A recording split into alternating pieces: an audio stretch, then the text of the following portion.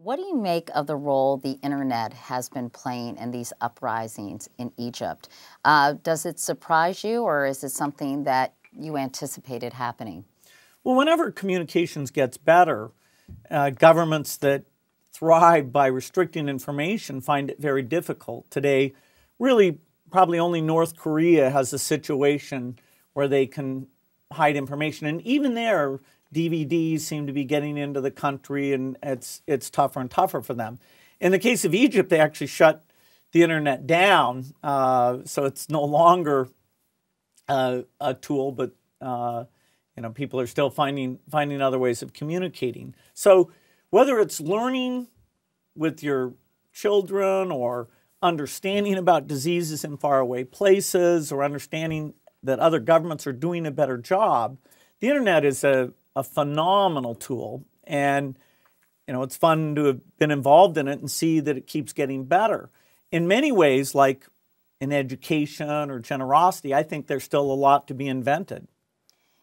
Are you surprised that Mubarak was able to shut down the internet and keep information from reaching people at this critical time, or is this, not that surprising to you? Well, it's not that hard to shut the internet down if you have military power where you can tell people that that's what's going to happen. Now, we still have handheld video cameras and lots of coverage coming out, so there's an awareness. And whenever you do something extraordinary like that, you're sort of showing people that you're afraid of the truth getting out. So it's a very difficult tactic, but certainly it can be shut off.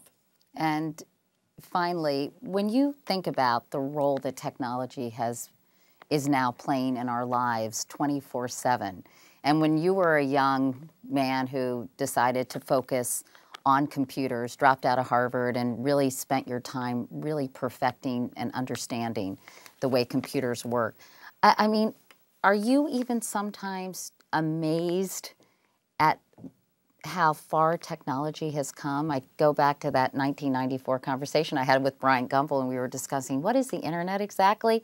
I mean, just think about that. That was, 16 years ago or so. And just in such a short period of time, it has just become the epicenter of our lives in so many ways. It's fantastic. And some of it proceeded very quickly. There are a few things, the way we learn in school isn't that much changed, but it will be. The way that we do medical records, even the way we read, we're just at the beginning. Robots are still in the early stage.